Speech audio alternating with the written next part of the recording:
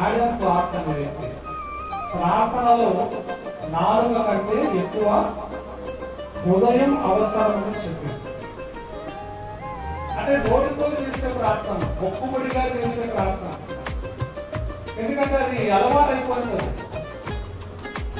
మనసుతో కనెక్ట్ కానటువంటి ప్రార్థన, మనస్సులో లేనటువంటి ప్రార్థనలు చాలా మంది క్రైస్తవులు చేస్తూ ఉంటారు. వేషధారులు, మొక్కుబడి, అలాంటి ప్రార్థనలు దేవుడికి నువ్వు పలికే ప్రతి మాట నీ హృదయానికి కనెక్ట్ అయి ఉండాలి. నీ హృదయం దేవుని వాక్యానికి కనెక్ట్ అయి ఉండాలి.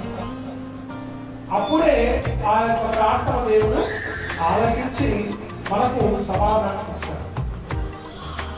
హృదయంలో వాక్యం లేకపోయినా, దేవుడితో నీకు సరైన సంబంధం లేకపోయినా, కేవలం నాలుక నోటితో నువ్వు చేసే ప్రార్థన వలన నీకు వచ్చే ప్రయోజనము శూన్యము.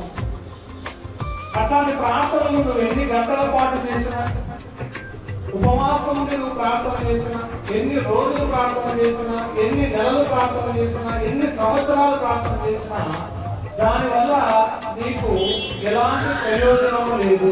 ప్రార్థనలో నాలుగు కంటే ఎక్కువ హృదయం అవసరం, మనస్సు అవసరం. హృదయంలో ఏముండదు, కానీ పైకి మాత్రం భలే మాట్లాడిస్తూ ఉంటారు, భలే ప్రార్థన చేస్తూ ఉంటారు, భలే పాట పాడుతూ ఉంటారు.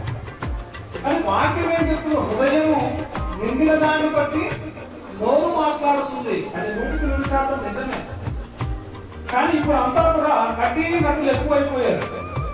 నటులు ఎక్కువైపోయి క్రైస్తవ్యంలో హృదయంలో దేవుడు లేకపోయినా, హృదయంలో దేవుడి వాక్యం లేకపోయినా, కేవలం నాలుగుతో మాత్రం దేవుడిని స్తుతించేవారిగా, పైన మాత్రం దేవుడికి ప్రార్థన చేసేవారిగా ఉంటారు. దానివల్ల నీకు టైం వేస్ట్. అట్లాంటి ప్రార్థన చేయదు.